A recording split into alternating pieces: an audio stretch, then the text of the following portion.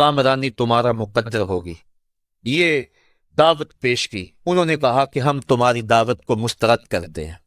एक बोला कि और कोई जमाने में बंदा नहीं था जिसको नबूवत मिलती, तुझे मिलनी थी।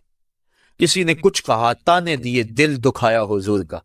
आका करीम ने फरमाया, इस फाल तुम मा फाल तुम फक तुम अलैया, तुमने जो मुझसे कहा सो कहा, तुमने जो मेरे साथ सलूक किया वो तुम्हारी मर्जी।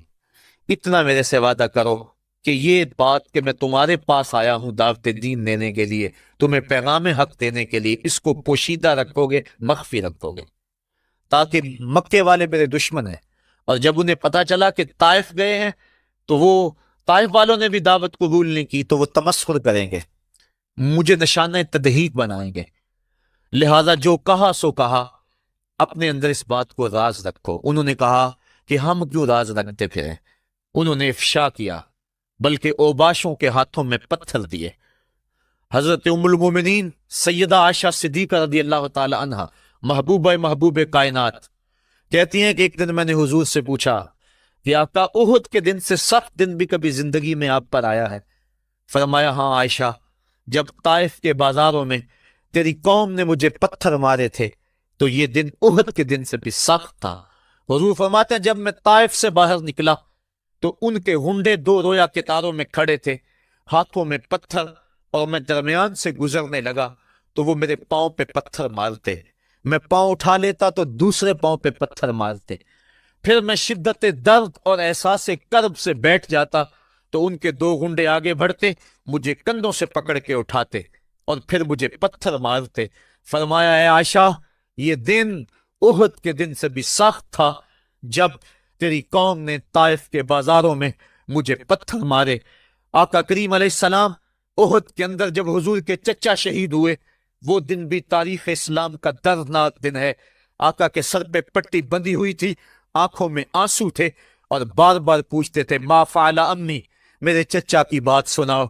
जब बताया गया हुजूर हजरत हमजा शहीद हो गए, तो आका करीम उनकी लाश पे गए, देखा कि उनका पेट चाक है, उनकी नाक काट दी गई है, उनकी जुबान काट दी गई है, उनका दिल निकाल लिया गया है, उनकी आंखों में नेज़े चुभोए गए हैं और उनके कान काट लिए गए हैं।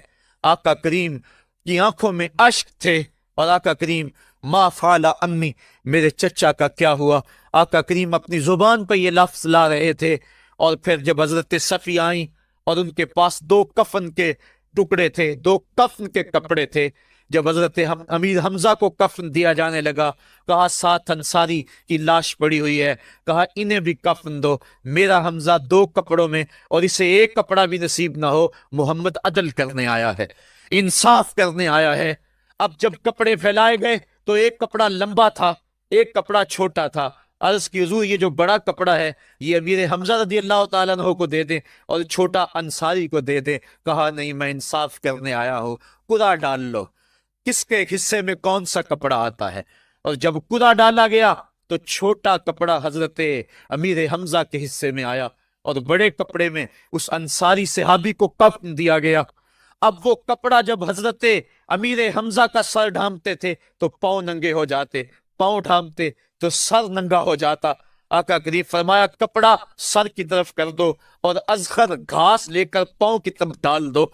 अल्लाह के महबूब अलैहिस्सलाम उस दिन इतने गमज़दा थे कि जब दोबारा मदीने पहुंचे तो हुजूर को पकड़कर खच्चर से सवारी से उठाकर हुजूर को जो है वो नीचे रखा गया। सख्त तकलीफ में थे, दुखों की जिंदगी, ताइफ के बाजार, फिर मदीने के अंदर जब वो माहौल आया, खूबसूरतियां आ गई, रोशनी आ गई, आसमान से हरदम नूर उतरने लगा। वो वक्त गया जब लोग पत्थर मारते थे, अब हुक्म हो गया, खबरदार मेरे नबी की आवाज से आवाज भी ऊंची नहीं करनी। खबरदार, तुमने मेरे नबी से कोई मसला पूछना है तो पहले सदका लो, फिर फकीर ढूंढो, फिर खैरात करो, फिर मेरे नबी की चौखट पे आओ। तुम्हें पता चले कि किस चौखट पे आ रहे हैं, किस दर पे आ रहे हैं। आका करीम अलैहिस्सलाम इस माहौल के अंदर घर में खुश हैं, आंगन में खुशियां हैं, फूल खिले हुए हैं। हजरत इब्राहीम अलैहिस्सलाम हुजूर के शहजादे हुजूर की रान पे बैठे हुए हैं। हजरत इमाम हुसैन भी दौड़ते दौड़ते आए और वो भी हुजूर की एक रान पे बैठ गए। हुजूर कभी हुसैन